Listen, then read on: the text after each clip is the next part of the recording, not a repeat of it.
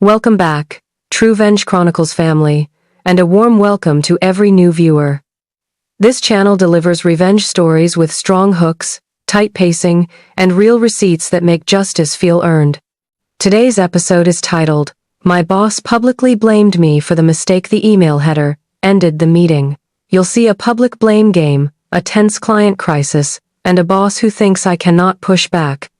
But I stay calm, collect proof, and let one tiny line in the email header expose who truly caused the mess. If you enjoy workplace revenge, office politics, and smart proof, you are in the right place. Like, comment, and subscribe today. So sit and enjoy the story of the day. My name is Jordan Vance. I am 31, and I live in Lisbon, Portugal. I work as a project support lead at Marlincore, a software company that runs shipping dashboards for big ports and freight yards. I keep notes, screenshots, and dates. My boss, Sabrina Holt, was the opposite. She was 42, polished, and smiling like a camera was on her. She led client delivery, which meant she stood in front when things were good and pushed someone else forward when things were bad. The Monday after Christmas, rain turned the streets into mirrors. I got to the office at 7:10 a.m. At 7:14, my phone started buzzing. Our largest client, Tegasport Freight, had a live outage.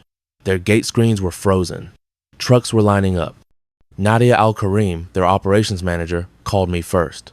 Jordan, she said, we received an update email last night. After that, our dashboard went blank. Tell me what changed.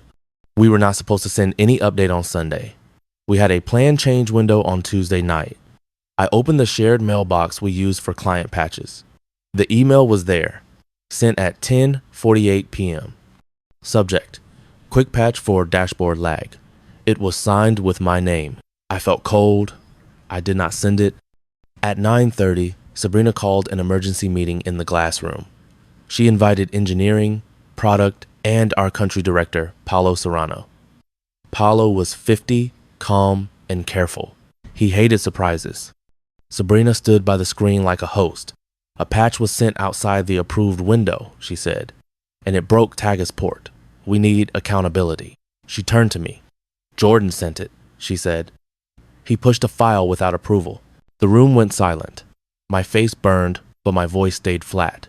I did not send it, I said. Sabrina gave a small laugh. Jordan, she said, your name is on the email. Let's not play games.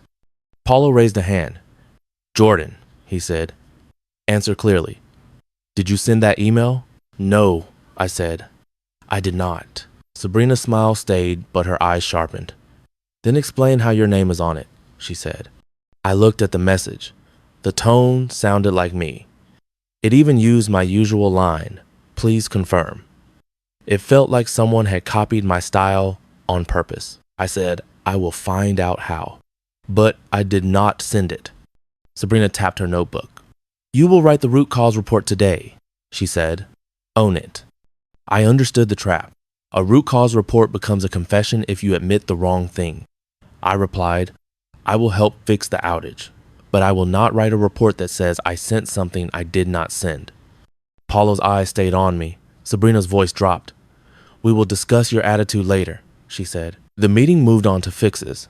Engineering rolled back the patch. I stayed on calls, took notes, and helped test. By late morning, the dashboard started working again. Nadia confirmed gates were moving. Jordan, she said, it's stable now. Thank you. I thanked her, but my stomach stayed tight. Outage solved did not mean problem solved. My name was still on that email. After lunch, Sabrina stopped at my desk. Her voice was soft. Jordan, she said, don't make this harder. Take the hit, and we move on. People forget fast if you cooperate. Take the hit, like my career was a spare tire. I looked up. Sabrina, I said, I did not send that email. Her eyes narrowed. Then she smiled again. If you fight this, you will look guilty, she said. People remember blame, not details. Then she walked away. I opened the shared mailbox again and clicked the message. I used Show Original, the view most people never touch. Rui Pereira from IT Security once told me, the header is the truth. It shows where an email came from, even when the name looks familiar. The header was long, but a few lines mattered. Timestamps, server hops, origin. One line made my breathing slow down. The first hop showed a home network, not our office network. It did not match my laptop or my desk IP. Sabrina lived in the suburbs. I did not accuse her. I saved the message as a file. I copied it to my drive. I printed it and slid it into my notebook. At 2:15, a calendar invite hit my inbox. Subject, accountability review. Attendees, Sabrina, Paulo, HR, and me. Friday, 10 a.m. I felt the floor shift. This was not a talk. This was a record. I went to HR. Our HR partner, Elise Moreau, listened without blinking. She did not take sides. She only said, "Put everything in writing. Send me what you have." Back at my desk, Nadia emailed again. "Our compliance team wants the full email chain," she wrote, with full headers. My fingers hovered. If I sent the header from our side, Sabrina could claim I edited it. I needed Nadia's copy from Tagasport's system to prove the source. I typed, "Can you forward me the exact email you received, including full headers? It will help us match logs." Her reply came fast. Forwarded message attached. I opened it. Different servers. Same origin trail. And there, in the header lines Tagasport received, was a sender token tied to Sabrina Holt. My mouth went dry. I had proof on their side, not just ours. Friday's meeting suddenly felt less like a trap and more like a stage. Before I could breathe, Bruno posted in the team chat, "Glad the rollback worked. Let's learn from this." It looked polite, but everyone knew what it meant. I felt eyes on me, glances that turned away. Elise messaged me, "Do not sign anything today."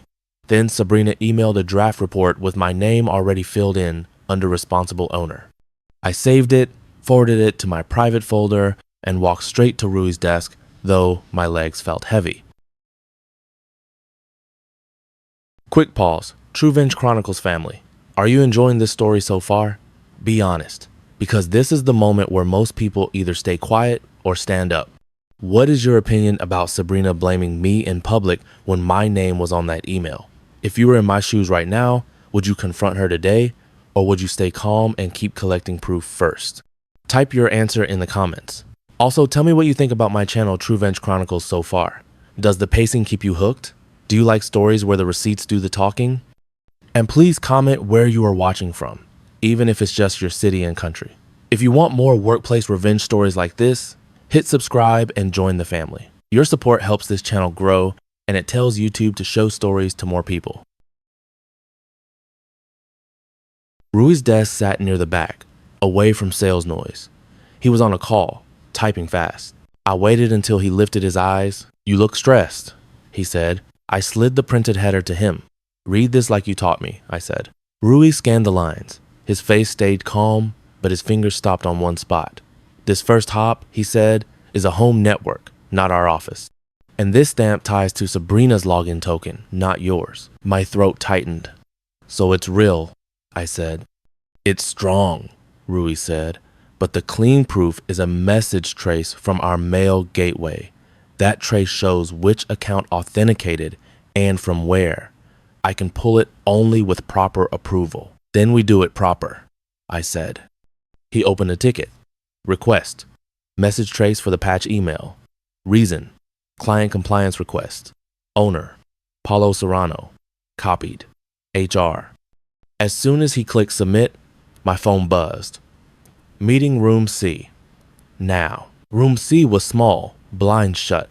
Sabrina sat at the table with Elise Moreau from HR. Sabrina smiled like we were friends.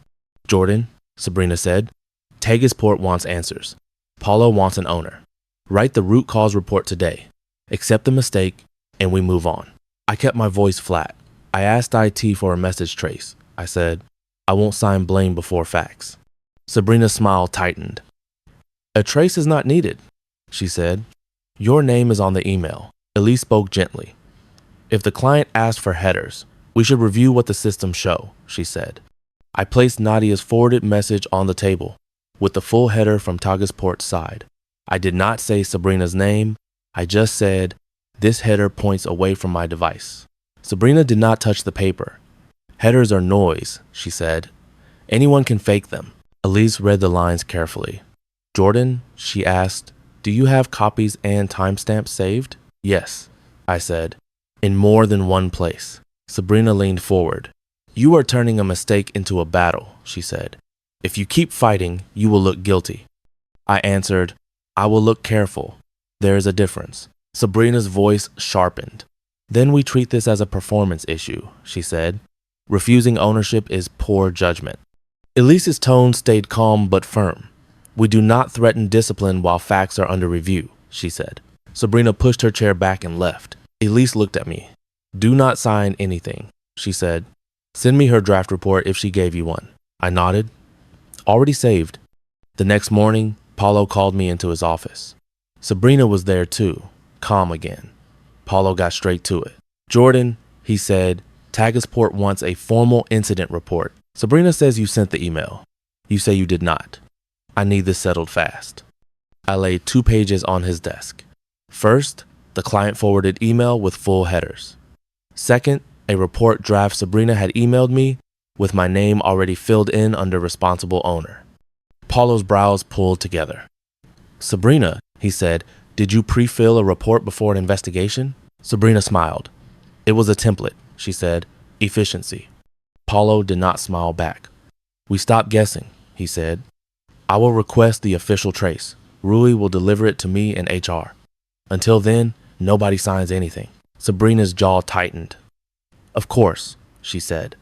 After that meeting, she walked past me and whispered, you are making enemies. I whispered back, I am making a record. That afternoon, Nadia sent another email. Our legal team wants a call tomorrow, 9 a.m. Please include your director. Paulo joined the call. Nadia joined with their lawyer, Miguel Duarte, polite and sharp. Miguel asked one question that felt like a knife wrapped in paper. Who authenticated the patch email? Which account and which device? He asked. Sabrina answered too fast. Jordan's, she said. Paulo cut in, calm and firm. We will confirm with the trace, he said. We will not assign names until we have the log. A short silence followed. Sabrina did not like being corrected in front of a client lawyer. After the call, Paulo sent a calendar invite. Subject incident postmortem. Friday, 10 a.m.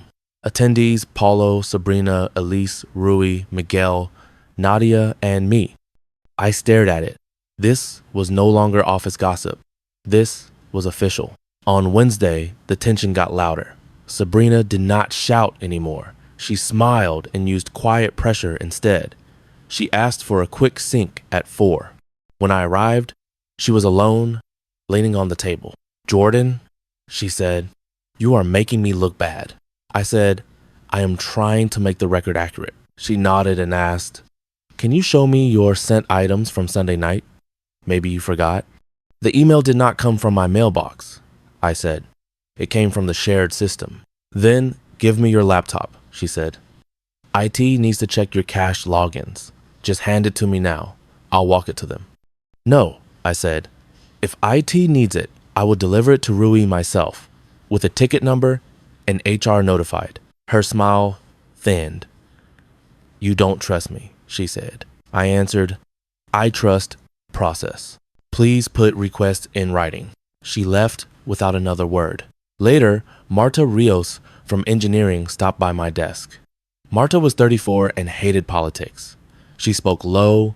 Jordan, she said, I saw Sabrina online in the shared mailbox on Sunday night during a late deploy call. Then she blamed you on Monday. It felt wrong. Can you write that down with the time, I asked? Marta nodded. Yes, I will. That evening, I built my file like a small courthouse. I wrote my timeline. I saved screenshots of the calendar, invite, Sabrina's draft report, and her team learning summary. I attached Nadia's forwarded email with headers. I added, Marta Rios witnessed Sabrina online in the mailbox Sunday night. Statement pending. I emailed it to Elise with the subject, updated record and witness. Elise replied one sentence, keep going. On Thursday, Paulo walked past my desk without looking at me. I sent him one short message. Did you receive the trace? He replied, yes. We will review it in the meeting. Sabrina acted cheerful all day. she joked in the kitchen. But her eyes tracked me. At 6:20, my shared mailbox access locked me out. A minute later, Sabrina emailed, "Access removed as part of security review. Do not contact the client directly." I forwarded her email to Elise and Rui. Then I called Nadia from my personal phone and left a careful voicemail. I said leadership will meet you Friday with the full trace, and asked her to keep the original email source saved. That night, I printed everything again. I placed the header page on top, like a flag. I set my alarm early. Friday was the day the room would decide who I was. Before bed, Rui called me. His voice was calm, but serious. "Jordan," he said, "the trace is clear. I can't tell you the details yet because Paulo asked me to keep it sealed for the meeting, but you are not imagining things. Bring your printed headers anyway. Bring your notes. And do not argue with Sabrina. Let her talk. Then, let the log talk." After I hung up, I sat at my kitchen table and stared at the folder. I thought about my dad's old rule. When someone lies loudly, answer quietly, but answer with proof. I wrote one final page titled Key Facts. I kept it simple: time sent, system used, origin network, and authentication token. Then I slept in short pieces, waking to the sound of my own heart. At 6 a.m., I packed the folder, charged my phone, and walked to the tram stop in the dark, practicing one calm sentence: "Please read the header." When I reached the office, the postmortem room was already booked, and the blinds were down, like a courtroom. Sabrina arrived 10 minutes early, laughing with Bruno in the hallway, acting like nothing could touch her. Paulo walked in last, carrying a thin folder. Rui followed him, face unreadable. Elise sat near the door with a pen and a blank pad. No one spoke to me. That was fine. I did not come to be liked. I came to be clear. I placed my folder on the table and waited. The trace Paulo held could save my job or end it. And in my folder, the client's email header waited too, ready to point at the real sender. In a few minutes, Sabrina would talk. Then the header would answer. Part 2. Friday at 9:55 a.m., I stood outside the postmortem room with my folder pressed to my side. Through the glass, I saw the long table, the screen, and the small speakerphone in the middle, ready for the client call. It did not look like a meeting anymore. It looked like a trial. Sabrina Holt arrived in a cream blazer and a bright smile. She greeted Paulo like they were old friends. She nodded at Miguel Duarte on the screen, the Tagisport lawyer, and she waved at Nadia. Then she looked at me and said, softly, "Morning, Jordan. Ready to take responsibility today?" I did not answer. I just sat. Paulo Serrano started on time. "Thank you all for joining," he said. "Our goal is to review facts, confirm sender identity, and agree on next steps. Rui, you have the message trace results?" Rui Pereira sat near the wall with his laptop open. He nodded once. "Yes," he said. Sabrina leaned forward fast. "Before we go technical," she said, "I want to say I take client trust seriously. This outage happened because an email went out early with an unapproved patch. Jordan has been involved, and we will retrain the process." Nadia's face stayed calm, but her eyes narrowed. Miguel's pen moved on his pad. Paulo held up a hand. "Sabrina," he said, "we will not assign blame until we confirm identity. That is why Rui is here." Sabrina laughed lightly. "Of course," she said, "but the email has Jordan's name. We all saw it." I felt heat rise, but I kept still. I looked at my folder instead of her face. Miguel spoke. "We need a clear answer," he said. "Who authenticated the email and from which device?" Sabrina answered again, too fast. "Jordan did," she said. "He has access." Paulo's voice stayed even. "Rui," he said, "please share the trace summary." Rui stood and connected his laptop to the screen. A simple log page appeared. It showed the subject line, the time sent, and a column labeled Authenticated User. Sabrina's smile froze for a fraction of a second. Then she leaned toward Rui. "I don't think we should show internal logs to a client," she said. Miguel's voice was polite but firm. "We are already requesting them," he said. "We need confirmation." Paulo nodded. "We agreed to provide verification," he said. "Rui, continue." Rui moved the cursor to the authenticated user line, but Sabrina cut in again. Paulo, she said, this is turning into a witch hunt. Jordan is stressed and trying to shift responsibility. That word, stressed, made my jaw clench. It was the same move she used in Paulo's office. Make me sound unstable. Make my facts sound like feelings. Elise Moreau, HR, finally spoke. Sabrina, she said, please let Rui finish. Sabrina's eyes flicked to Elise, then back to Paulo. Fine, she said. Let him speak. Rui cleared his throat. This trace confirms the account that authenticated the message to our gateway, he said. It also confirms the originating network. I will explain in plain terms. He clicked to the next view, a short summary. I watched Sabrina's face. Her smile stayed, but her skin looked tight around her mouth. Rui pointed to the timestamp. Sunday, 22:48, he said. Then he pointed to the origin. This was not from our office IP range, he said. It was from a residential network.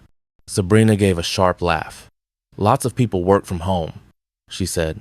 Jordan could have. Rui nodded. True, he said. So we checked the authenticated token. The token is tied to a single login session. He moved the cursor down, right above the line that mattered most. I could see it, even before he said it. My stomach flipped. Sabrina leaned forward, voice hard now. Paulo, she said, stop this. This is internal. We can handle discipline privately. Miguel replied, discipline is not our issue, he said.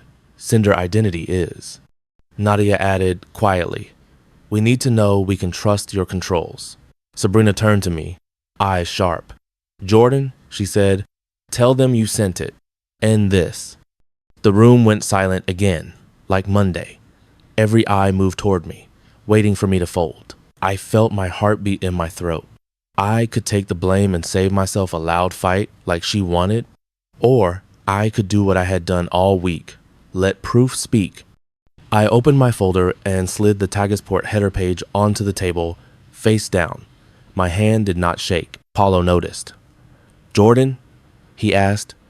I said, before Rui reads that line, I want you to know the client system shows the same origin, and it ties to one person. Sabrina's smile vanished. Bruno sat 2 seats away from Sabrina, pretending he was neutral, but his foot bounced under the table. He had been loud in the chat all week. Now he would not meet my eyes. For 1 second, I remembered Monday morning, my name on the screen, and Sabrina's laugh when I said I did not send it. I remembered how the room went quiet and how I felt small. I told myself I was not small. I was prepared. Elise opened a thin folder. Inside was Marta Rios's written statement. Elise did not read it yet, but I saw the date and time on the top line. Sunday, 22:41. Sabrina Holt, active in shared mailbox during deploy call. Paulo saw it too. His face changed, just slightly, like a door locking. Sabrina noticed the folder and tightened her grip on her pen. She tried a new move, softer. Paulo, she said, even if I sent something by mistake, it was under pressure. We should focus on solutions, not blame. Paulo answered, we will focus on solutions after we confirm facts. Rui's screen waited. The log line was still hidden, but not for long today. Rui's cursor hovered, ready to reveal the authenticated username to the whole room. Let's pause right here, because this next line can change everything. Are you enjoying the story so far, or are you already stressed for me? What is your opinion about Sabrina trying to corner me in front of the client and their lawyer? If you were the main character, would you reveal the email header now? Or would you stay silent and let the official trace speak first? Tell me what you would do, and why, down in the comments.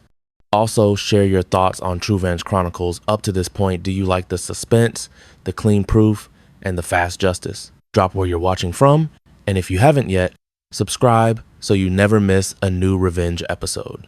Your likes and shares help this video reach more people who love workplace drama, compliance twists, and revenge.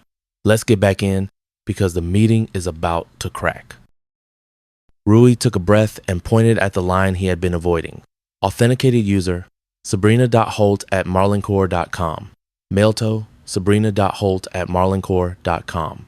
He said it like a clock reading time. For half a second, nobody moved.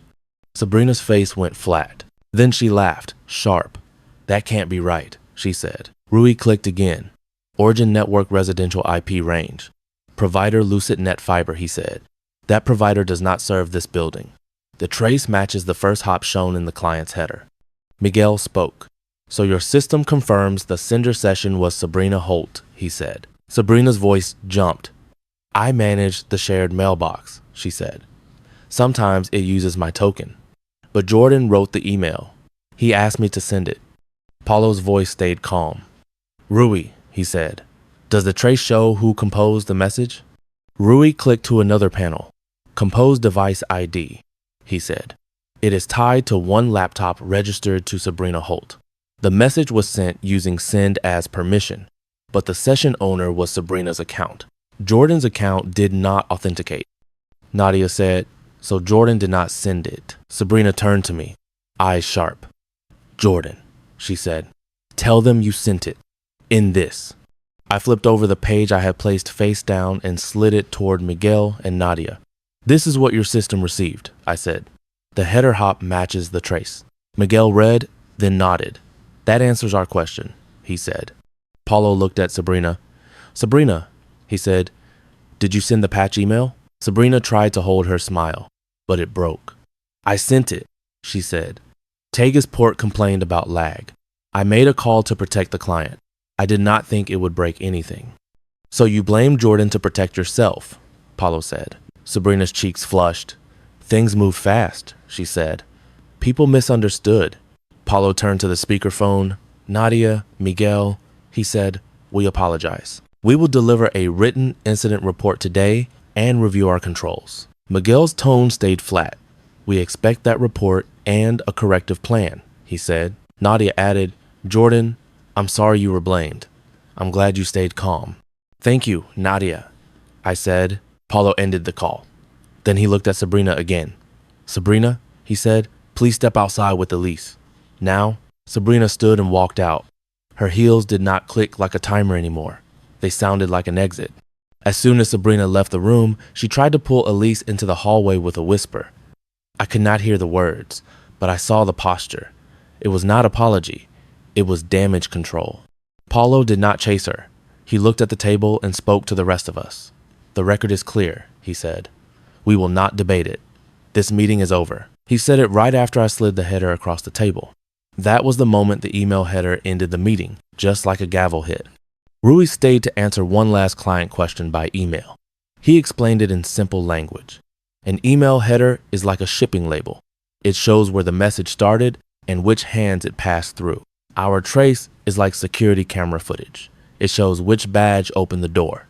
Within an hour, Paulo sent a follow-up message to all senior staff, including the same people Sabrina had copied on her learning summary. He wrote that the sender identity was under investigation and that no employee should be named until the review was complete. It was not loud, but it corrected the story.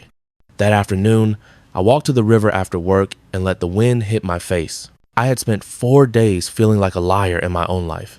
Now I could breathe again. The investigation moved fast. Elise and legal interviewed Rui, Marta, and Sabrina. Marta's statement helped, but the logs were the anchor. Elise told me later that Sabrina admitted she used my display name because she knew the client trusted me more than her. She said she planned to own it later if needed, but when the outage hit, she panicked and blamed me to buy time. On Tuesday, Sabrina emailed me from her personal address. She wrote, "We both know you could have handled this quietly." I did not reply. I forwarded it to Elise. Quietly. By Thursday, Sabrina's access badge stopped working. People noticed. Bruno started avoiding the kitchen and eating at his desk. The office had a new rule now. Nobody joked about blame. Rui installed a new control on the shared mailbox. Any send as action now required a second approval and left an alert that went to IT security and HR. Paulo also required that every incident report include evidence links, not just opinions. When Paulo offered me the new role, he added one more thing. "I want you to train managers on this," he said. "Not the tech, the habit. Don't accuse, verify." I accepted. And the best part was simple. The next time my name appeared on a screen, it was not as a target. It was as the person trusted to protect the truth. On Friday, Nadia sent a short note. "Thank you for being honest. Tegasport is staying. I saved that too." Rui unplugged his laptop calmly. Bruno stared at the table. Paulo looked at me. "Jordan," he said, "I owe you an apology. I should not have allowed blame before facts." I nodded. "I just wanted the truth," I said. Paulo told Rui to send the trace to HR and legal and to lock the shared mailbox. Then he told me, "Go back to your desk. If anyone asks, say the matter is under review." At noon, Elise called me in. "Sabrina has been placed on leave," she said. "She admitted sending the email using your display name and pre-filling the report. Your record is clean." I let out a breath. "Thank you," I said. The next days were strange. Some people avoided me. Some smiled like they had always believed me. I kept working and kept quiet. Bruno stopped by once and mumbled, "I'm sorry, I didn't know." I nodded and said, "Next time, wait for facts." On Monday, Paulo held a short team meeting. Jordan did not send the patch email, he said. Sender identity was confirmed by IT logs and client headers. We will audit shared mailbox access, and we will not tolerate scapegoating. After the meeting, Paulo offered me a new role, client controls lead, with a raise and direct access to IT and compliance. Nadia requested me as the client contact. A week later, Elise sent one final email, copied to Paulo. It said Sabrina's employment ended due to policy violations and falsified documentation. I did not celebrate at my desk. My revenge was not a speech. It was a clean log line, a matching header, and a meeting that stopped mid-sentence. Nadia told me on our first calm call, "Your way is rare, keep it." I looked at my folder in the drawer and understood the real win. In workplaces, truth needs a spine. Mine was paper, timestamps, and an email header that ended the meeting. Lesson 1. Keep your own record. Save emails, screenshots, dates, and who said what. When blame flies, memory becomes weak, but written proof stays strong. A simple timeline can protect your job, your name, and your peace when someone tries to rewrite events later. Backups in 2 places save you. Lesson 2. Do not argue with volume. Stay calm and ask for verification. Logs, headers, and approvals are neutral. When you follow process, you stop people from turning feelings into facts. Calm questions can expose a lie faster than angry speeches, especially in meetings with leaders present and clients watching. Lesson 3. Protect your name, but stay professional. When you win, win clean and let the truth speak. Share your opinion in the comments and try these habits at work this week. If you were in my shoes, what would you do? Thanks for watching, and see you again soon. Thank you for riding with my channel Truevenge Chronicles so far. What keeps you here until the last minute? The suspense, the receipts, or the clean revenge endings? Tell me in the comments. If you want more workplace revenge stories, office drama, toxic boss takedowns, and proof-based justice, go to the playlist section after this video and binge the full collection. New viewers, welcome to the family. Hit the subscribe button, tap like, and turn on notifications so you never miss the next story. Share this episode with a friend who needs courage today. Stay tuned for more true workplace revenge stories. Before you go, hit subscribe and turn on notifications so you never miss the next upload. Then head to the playlists section and binge the best episodes. Family revenge, boss revenge, courtroom twists, and quiet comeback stories. If this story hit you, share it with a friend who needs courage. See you in the next Truevenge Chronicles. Like the video to boost it in the algorithm and help more viewers find these emotional, suspense-filled revenge tales. Your support keeps this channel growing, week after week, story after story together. Goodbye.